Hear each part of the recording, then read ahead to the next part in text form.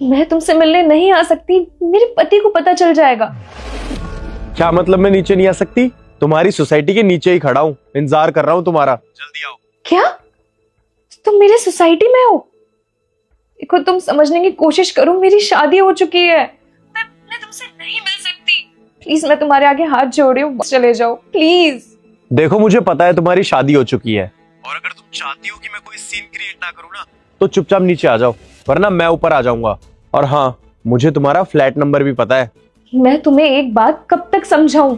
मेरी शादी हो चुकी है, मैं तुमसे नहीं मिल सकती। अगर मेरे पति को पता चला तो वो मुझे घर से बाहर निकाल देंगे।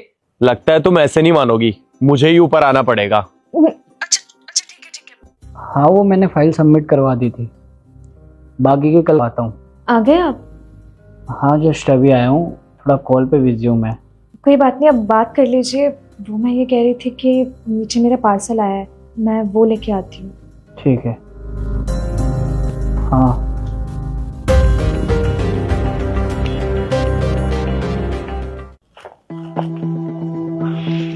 हाँ, अब जो आए दिल को सुकून आया।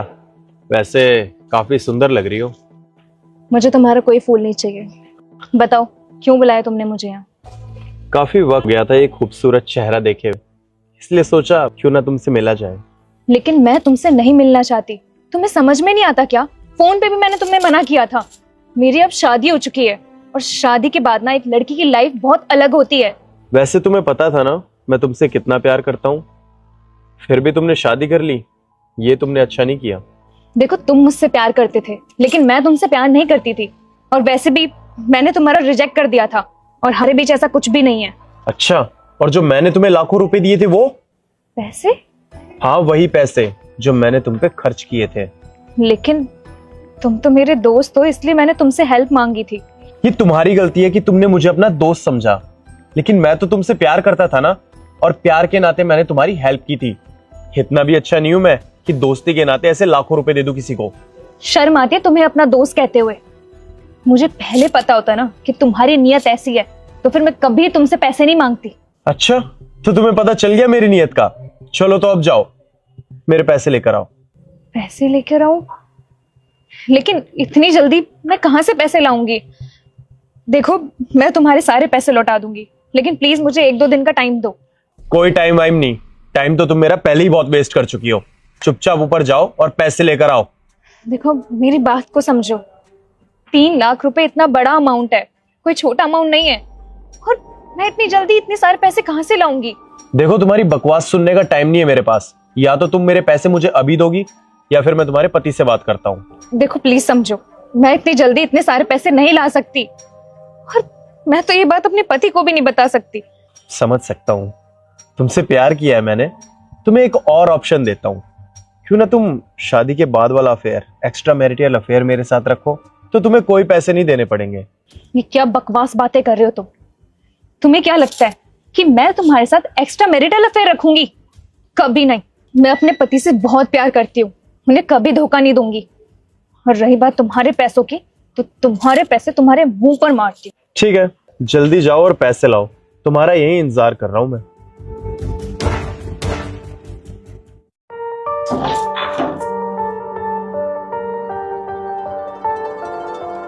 बिना पार्सल के आ गई? पार्सल कहाँ है? वो गलत पार्सल आ गया था, इसलिए मैंने उसे रिटर्न कर दिया। सुमन, और कितना झूठ बोलोगी? मुझे सब पता है। नीचे तुम किसी से मिलने गई थी ना, कौन था वो? मैं जान सकता हूँ? रुस्तम, तुम गलत समझ रहे हो। वो लड़का बस मेरे कॉलेज का दोस्त था। अच्छा, दोस्त था? तो दोस्त से मिलने के लिए मुझसे झूठ बोलने की क्या जरूरत थी? तुम दोनों के बीच कुछ चल रहा है ना?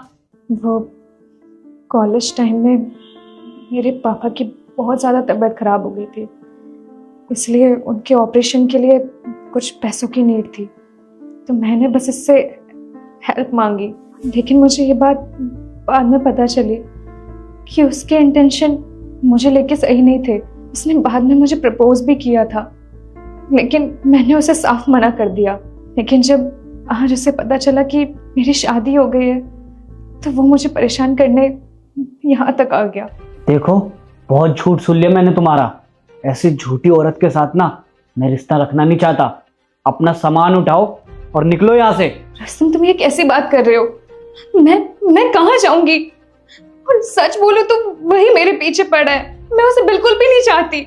सुमन, मैंने अपनी आंखों से देखा है और मुझे नहीं पता मेरे पीठ पीछे तुम दोनों का क्या चल रहा है और कब से चल रहा है। चुपचाप अपना सामान उठाओ और निकलो यहाँ से। रुस्तम, प्लीज मेरी बात समझने की कोशिश कर। अरे मैंने अरे क्या हुआ, पति ने निकाल दिया? हाँ, तुम्हें यहाँ नहीं आना चाहिए था। मेरे पति को सब पता चल गया है। चलो जो हुआ सो हुआ, शायद ऊपर वाले की इसी में मर्जी थी। अब भूल जाओ इन चीजों को और मेरे साथ चलो।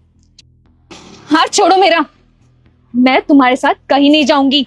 मैं रुस्तम से प्यार करती हूँ और उन्हीं से ही प्यार करती रहूंगी। उन्होंने मुझे घर से बाहर निकाल दिया तो क्या हुआ? मैं कहीं भी रह लूंगी, लेकिन तुम्हारे साथ कहीं नहीं जाऊंगी। तुम तो मेरे साथ जाओगी। हाथ छोड़ो मेरा। तूने हाथ कैसे लगाया मेरी बीवी? ओ, तो तुम हो इसके पति? हाँ, मैं हूँ इसका पति। देख भाई, मुझे ना तुझसे ना तेरी बीवी से कोई मतलब है। इसने मुझसे 3 लाख रुपए ले रखे हैं। तू मुझे मेरे पैसे वापस कर दे, मैं चुपचाप यहां से चला जाऊंगा। ये ले, ये 3 लाख रुपए नहीं 4 लाख रुपए है। और आज के बाद मेरी बीवी के आसपास भी दिखाना तो मुझसे बुरा कोई नहीं होगा। मुझे भी कोई शौक नहीं है। मुझे मेरे पैसे मिल गए, मेरे लिए बहुत है। चलता हूँ। फिर जा रहा हूँ। बेटा तू यहाँ पर देख, पीछे चुपचाप। अरे क्या हुआ माँ? अरे तू चुप तो सही, चुप चुप। लेकिन माँ हुआ क्या? देखा, तू चुपचाप यहाँ खड़ा रहा, तुझे सब पता चल जाएगा। बस बोलियो मत, है?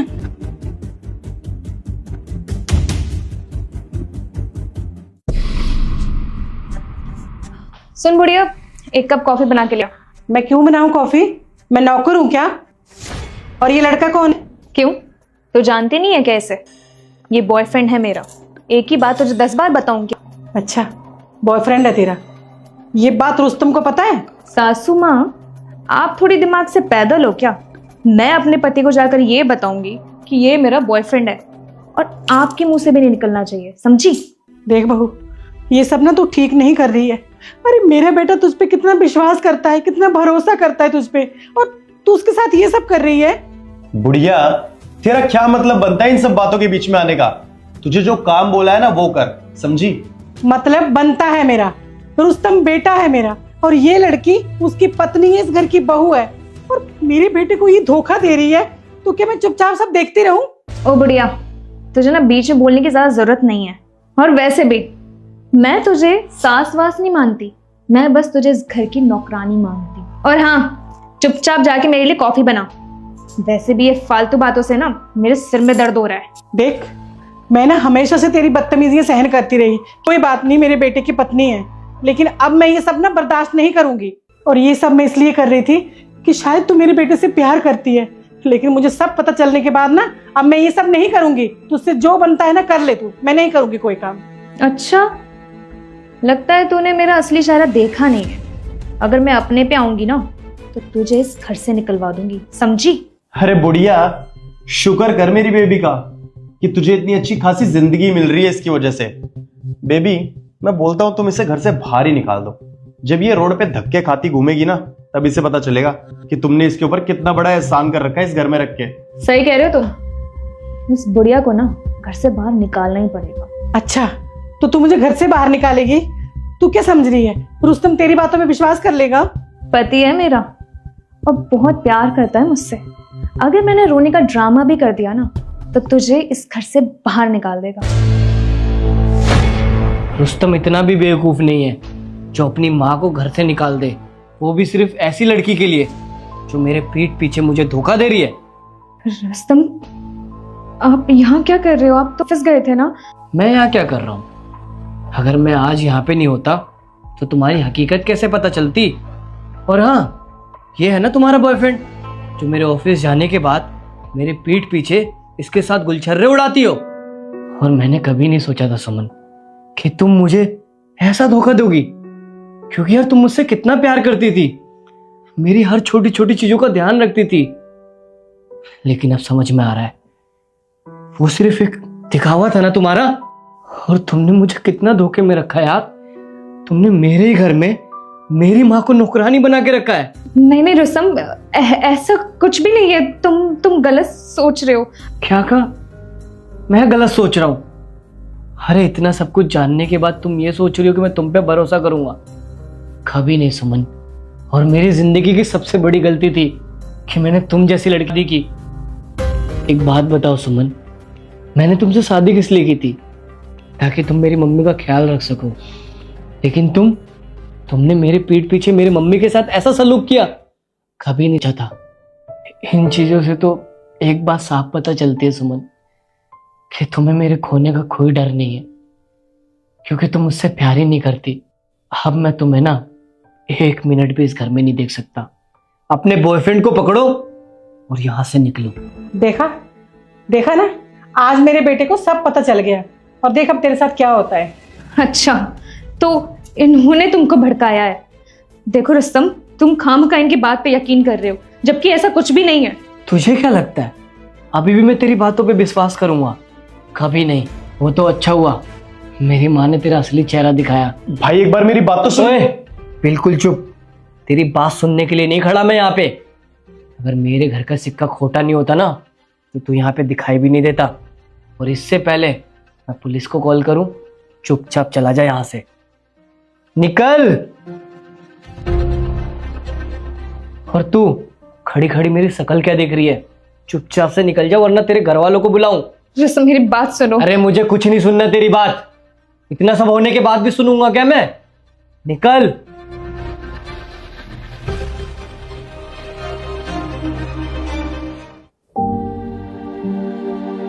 सॉरी माँ, मुझे माफ कर दो। आपने कितनी बार मुझे सच बताने की कोशिश की, लेकिन मैंने आपकी बातें नहीं मानी। उसके लिए मुझे माफ कर दो। अरे नहीं बेटा, तेरी कोई गलती नहीं है। तुझे क्या पता था कि घर में क्या चल रहा है? जिसकी गलती थी वो तो जा चुकी है। तू ज्यादा मत सोच। आज के बाद कभी आपको अकेला नहीं छोड़ू।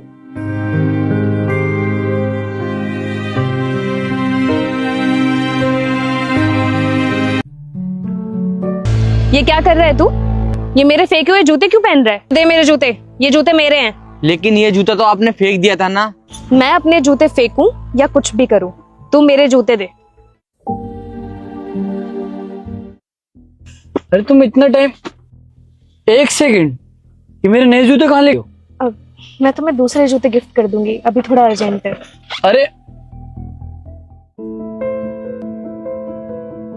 सुनो, उस जूते को पहनने की कोई जरूरत नहीं है। आप ये लीजिए नए जूते। नहीं नहीं मैम साहब, ये जूते तो बहुत महंगे लग रहे हैं। हमारे लिए तो वही ठीक है, हम तो उसी में खुश हैं। ये मैं अपनी खुशी से दे रही हूँ, ले लो। और वैसे भी वो जूते फटे हुए थे, पहनने लायक नहीं थे। तुम ये रख लो। अरे इतना सोच क्या रहे हो, लो ना। शुक्रिया मैम साहब।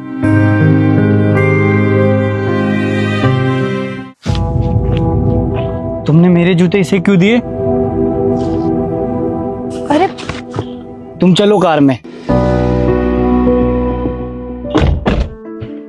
तुमने क्या किया? ये मेरे नए जूते उस भिखारी को दे दिए? मैंने जो भी किया ना बिल्कुल सही किया, लेकिन तुमने क्या किया? मेरे दिए हुए जूते उसके हाथ से छीन लिए। उस दिन तुम्हें पता है, जब वो फटे पुराने जूते मैंने कूड़े के ढेर में फेंके ना, तो वो जूते देखकर वो लड़का खुश होकर पहनने लग गया। लेकिन मुझे पता है वो जूते पहनने लायक नहीं थे। फिर मैंने सोचा क्यों ना मैं उसे ये नए जूते दे दूं, क्योंकि तुम तो नए जूते ले सकते हो, लेकिन वो नहीं। तुम्हें पता है ये जूते देखकर वो कितना ज्यादा खुश हो गया था, लेकिन तुमने इससे जूते लेकर उसकी खुशी छीन ली। हाँ, तुम सही कह रही हो। इस जूते की मुझसे ज्यादा उसको जरूरत है। एक काम करो, तुम ये जूते उसी को दे दो। सच में? हाँ सच में। Thank you so much. 1 minute. अब जब मदद कर रहे हैं तो क्यों ना अच्छे से करें। ये कुछ पैसे हैं, इस बॉक्स में डाल देता हूँ, उसके काम ही आएंगे। अब दे दो। Thank you so much. सुनो, ये जूते ले लो। नहीं नहीं मैम साहब, ये साहब के जूते हैं, मुझे नहीं चाहिए। ये मैं अपनी खुशी से दे रही हूँ, ले लो। सच में मैम साहब? हाँ,